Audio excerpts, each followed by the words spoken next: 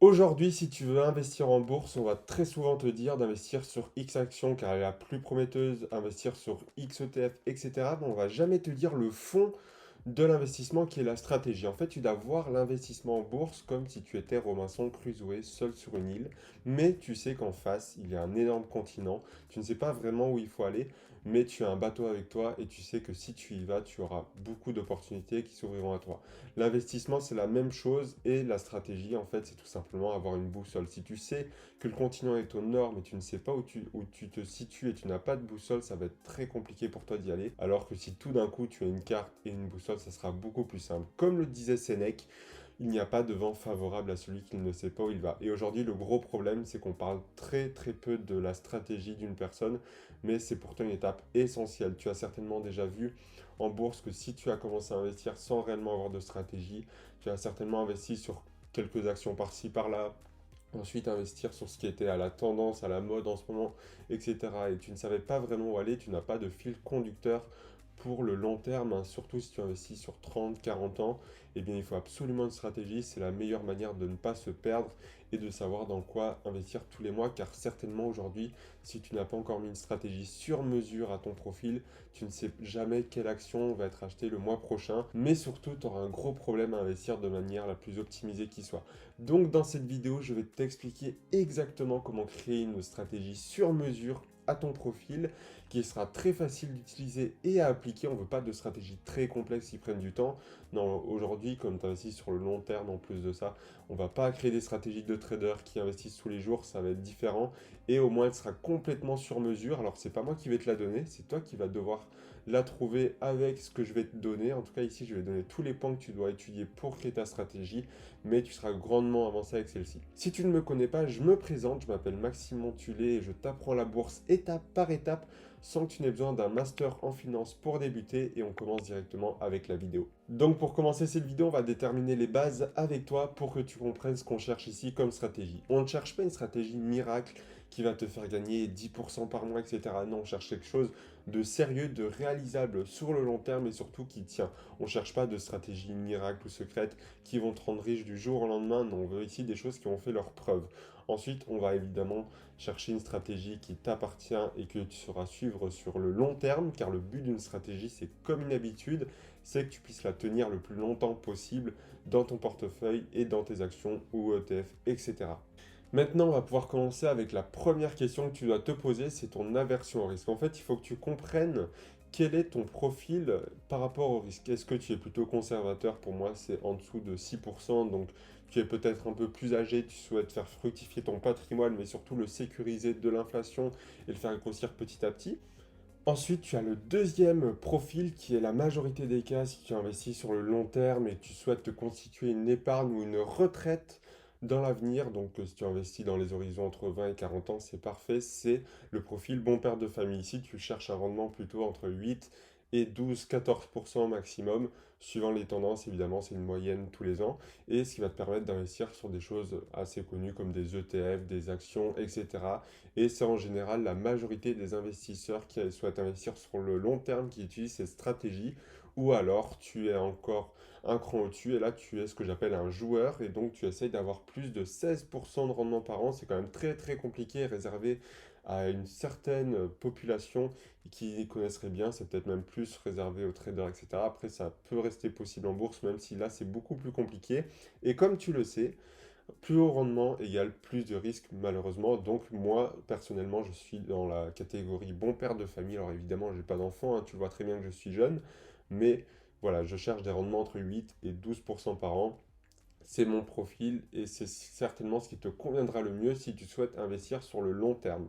Ensuite, on va passer à la deuxième chose que tu dois te demander pour commencer à créer ta stratégie sur mesure en bourse, c'est tout simplement combien est-ce que tu vas devoir investir. Pour commencer, avant de commencer le moindre investissement en bourse, tu dois avoir un fonds de sécurité, c'est très très important.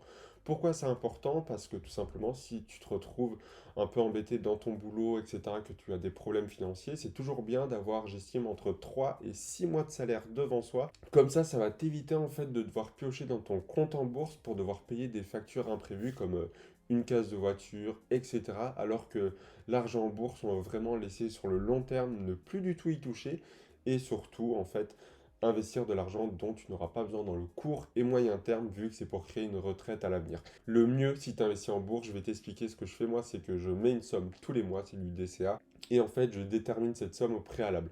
Et donc, si tu veux, je ne vais pas investir en dessous de cette somme. Donc, toi, tu vas devoir la déterminer en fonction de ton salaire. Si tu veux, tu peux utiliser la technique du 50-40-10. C'est une vidéo que j'ai faite. Je te mets la fiche juste là si tu veux voir à quoi ça correspond.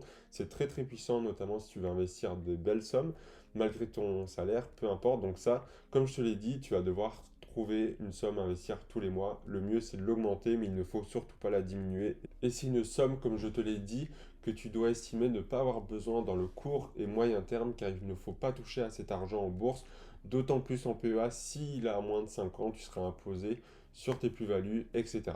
Ensuite, pour finir ce point-là, je t'invite vraiment à avoir une réserve de cash sur ton compte titre ou PEA, tout simplement pour pouvoir profiter des opportunités qui s'offrent à toi, période de crise ou non. Même Warren Buffett a énormément de cash à investir, tout simplement car il profite des périodes, notamment comme la crise par exemple de 2020, d'investir sur des actions qui sont en dessous de leur valeur qu'il a estimée en tout cas.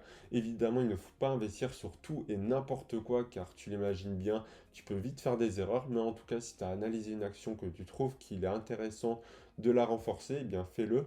Et surtout, si en plus de ça, elle est moins chère que ton PRU. Qu'est-ce que c'est que le PRU? C'est le prix de revient unitaire. Eh bien, tout simplement, si tu achètes une action à 20 euros et puis le mois prochain à 40 euros, ton prix moyen de cette action sera de 30 euros. Donc, si l'action va plus bas que ces 30 euros, forcément, tu vas pouvoir profiter en fait tout simplement un peu plus de plus-value sur cette action-là. Évidemment, fais ça avec précaution et n'investis pas sur tout et n'importe quoi, fais-le conscieusement. Par exemple, moi, avec les actions que j'avais avant la crise, eh bien, elles sont remontées dans la majorité des cas, voire toutes, et elles ont même au plus haut historique actuellement, voire plus haut qu'elles étaient avant la crise. Maintenant, on va aborder la fameuse question de où est-ce que tu dois investir ton argent. Alors, il y a le camp des actions, le camp des ETF, le camp du PEA, le camp du compte titre, etc. Mais ça va dépendre de toi et ta stratégie en fait. Il faut bien comprendre la distinction déjà entre les deux.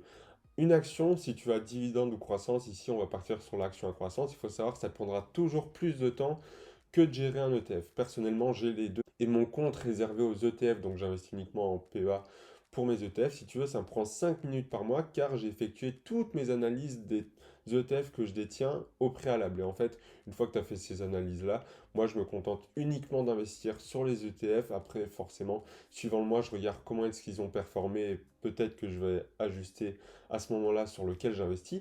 Mais une fois que j'ai fait ces analyses-là, j'arrête. Alors que lorsque tu investis dans les actions à dividendes, déjà, c'est un peu plus... Ça demande en tout cas beaucoup plus de temps dans le sens où ça prend beaucoup plus que 5 minutes par mois, car tu vas devoir faire ce qui s'appelle du stock picking, donc c'est-à-dire analyser les fondamentaux et la technique de l'entreprise. Si c'est quelque chose que tu ne sais pas faire, je te mets également une fiche juste ici. C'est ma dernière vidéo actuellement, ou l'une des dernières en tout cas, et je te dis exactement comment j'analyse une action. Et en fait, ça va te prendre beaucoup plus de temps, car à chaque fois que tu vas la racheter, le mieux c'est toujours de faire cette analyse-là au préalable pour pouvoir en fait renforcer tes positions au bon moment et ne pas faire d'erreurs dans tes investissements. Et surtout que comparé à un ETF qui a des milliers d'entreprises parfois dans sa gestion, et bien là en fait tu vas devoir investir une action par une. Et le problème de ça, c'est que si tu veux te diversifier avec 20-30 actions, tu devras en fait analyser chacune d'entre elles. Donc selon moi, si tu choisis action ou ETF, tu vas devoir te concentrer sur ta zone de génie. Où est-ce que tu connais le mieux? Par exemple, si tu connais extrêmement bien les actions aux États-Unis, que tu t'es beaucoup renseigné sur les actions du SP500, tu peux très bien investir dessus. Si en plus de ça, l'analyse technique et fondamentale te passionne ou tu aimes ça, dirige-toi sur les actions à dividendes. Ou si au contraire, tu souhaites simplement voilà, investir de façon passive, mais juste faire fructifier ton argent, les ETF seront certainement plus faits pour toi.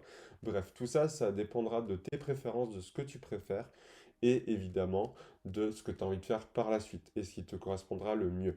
Et je te conseille en fait de ne pas forcément investir dans 20 actions dès le premier mois, mais plutôt 2 ou 4, et des ETF, d'en sélectionner 2, 3 que tu préfères pour y investir petit à petit tous les mois et te diversifier également. Maintenant que tu sais si tu veux investir sur les ETF ou les actions, il va falloir maintenant que tu saches sur quel en fait investissement tu souhaites te positionner dans le sens est-ce que tu vas partir sur un compte titre ou PEA. Si tu es hors France, donc si tu n'es pas français ou que tu n'habites pas en France, la question ne se pose même pas car tu n'auras pas accès au PEA. Donc ça sera certainement un compte titre pour ton cas ou alors peut-être que tu as des équivalents dans ton pays, je t'invite à te renseigner. Mais si tu as le choix, eh bien ça va dépendre de beaucoup de choses. Si tu souhaites uniquement investir sur des actions européennes ou françaises type Total, Vinci, Air Liquide, etc., le PEA est très bien pour ça. Par contre, si tu souhaites déjà te diversifier au niveau des États-Unis, tu peux ouvrir un CTO, donc un compte titre. Et si en plus de ça, tu souhaites avoir des actions européennes et des actions du monde entier hors Europe, coupler un CTO compte titre donc à un PEA est très très intéressant et je te conseille même d'avoir les deux si tu investis dans les actions. Ensuite, au niveau des ETF, si tu choisis cette méthode d'investissement, le mieux pour toi, ça va être en général le PEA. La majorité des ETF sont disponibles dessus, que ce soit les gros indices comme le SP500, CAC 40, etc. Les secteurs comme le monde, enfin c'est aussi géographique plutôt, le monde, le pays émergent, l'Asia, etc. Après, si tu veux des ETF un peu plus précis, comme des ETF factor, type momentum, value, quality, etc., il y en a quelques-uns, si je ne dis pas de bêtises, qui sont disponibles sur le PA, mais c'est très peu comparé à ce que tu as le choix en compte titre. Donc à ce moment-là, je te conseille un peu d'équilibrer les deux. Si tu veux du monde et du SP500, imaginons, tu peux aller sur le PEA. Et si tu veux des facteurs, imaginons peut-être sur du CTO ou d'autres types de TF que tu ne retrouverais pas sur ton PEA. Donc ça va dépendre vers quelle orientation tu vas te diriger. Mais dans tous les cas, ce qui est très important, c'est que tu vas devoir choisir en fait un courtier. PEA, je te recommanderais Bourse Direct et Boursorama et compte titre Trading 212 ou Trade Republic qui sont très très bien et qui font très bien l'affaire et surtout très pratiques pour les débutants. Donc tu vas déjà aussi te renseigner sur la fiscalité de ces différentes choses et surtout des frais qu'ils comportent car c'est une grosse erreur que font les débutants, mais rassure-toi, je vais t'en parler juste après des erreurs que tu ne vas pas devoir commettre pour investir en bourse. Et pour finir cette vidéo, je vais te dire les erreurs qu'il ne faut absolument pas que tu commettes. La première va tout simplement de chercher la stratégie dorée, de ne pas suivre la tienne. Il faut comprendre que dès que tu as une stratégie mise en place, surtout pour le long terme, qui commence à faire ses preuves, tiens-la et maintiens-la. Ne va pas après tous les mois chercher la nouvelle stratégie à la mode qui te fera gagner de l'argent car ce n'est généralement pas le cas.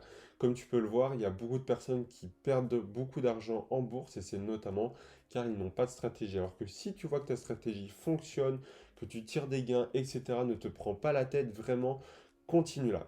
Ensuite, la deuxième erreur très connue, c'est d'utiliser de l'argent, comme je te l'ai dit, dont tu as besoin sur le court et moyen terme.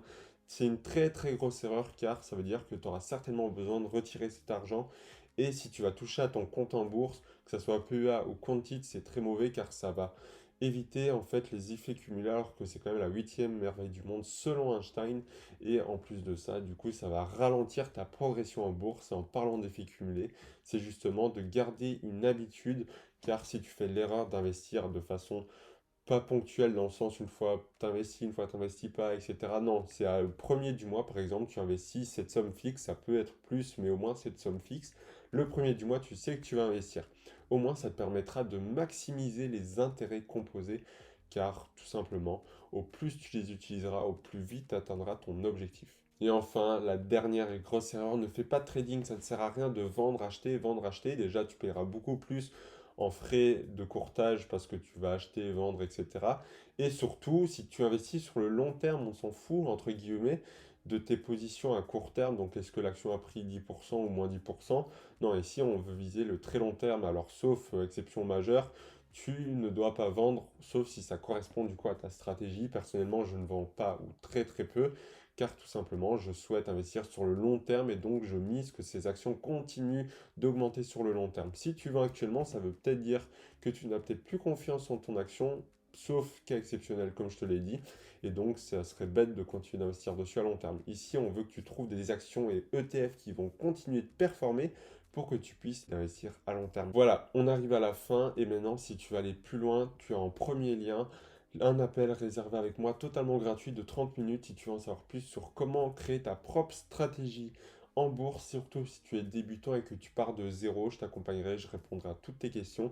Et à la fin, si je vois que je peux t'aider et que tu souhaites aller plus loin, on pourra réserver un appel pour que je te fasse une stratégie sur mesure qui correspond à tes besoins. Donc c'est le premier lien dans la description. J'espère que cette vidéo t'aura plu et on se dit à très bientôt. C'était Maxime Montulé.